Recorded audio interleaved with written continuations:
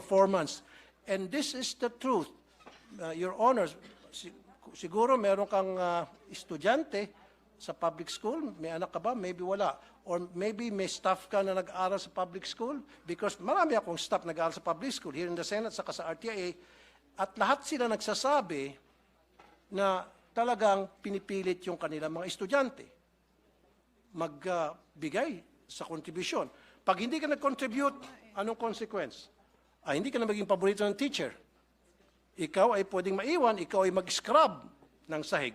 Ikaw ang mag-erase ng mga nakasulat sa blackboard. Marami pa pagawa sa iyo. Pero kung ikaw nag-contribute, go home ka na, maganda pa ang grades mo. Yan po ang madalas na mangyari sa iba't ibang mga eskwelahan. At yan po'y documented. At yan po'y in-interview ko po lahat ng mga staff ko na may mga estudyante sa public school na nire-require po talaga sa PTA pa lamang, binoboto na agad kung ano yung mga pwedeng ma-contribute, anong pwedeng may ayos sa eskwelahan. Just imagine, Mr. President, Your Honor, every single year, kailangan mag-contribute ang mga estudyante para sa electric fund. Kung ipon-ipunin natin yung contribution sa electric fund every year, siguro baka marami ng warehouse ng electric fund dyan sa DepEd, kung saan ba dinadala yung electric fund.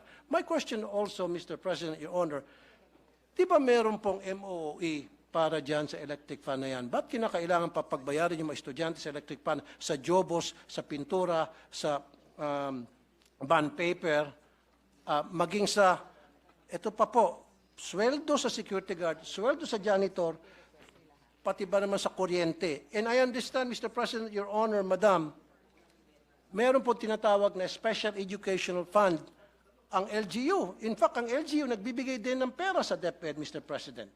Saan pupunta yung SEF? Now, my question is, maari siguro ang problema hindi nakakarating sa mga eskwelahan ang MOOE. Saan napupunta yung MOOE? Kailangan siguro i-audit natin yung MOOE. Yan po ba ay nakakarating ng tama o baka naman nakakarating sa mga eskwelahan pero hanggang sa principal lang? Kaya may mga balita, si principal, magaganda ang mga bahay, magaganda mga sasakyan, pero sila teacher, kawawa. So si teacher gagawa ng remedyo at yun na nga, maningil sa mga estudyante. Kaya nga po, sabi pa nga ng mga nakakausap ko po, doon sa mga listahan, I think we interviewed more than 100. Sabi, kaya nga po kami pumunta sa public school dahil wala po kami pambayad sa private school. Sila po ay mga tricycle driver, pedicab driver, labandera, kasambahay, factory worker, na mga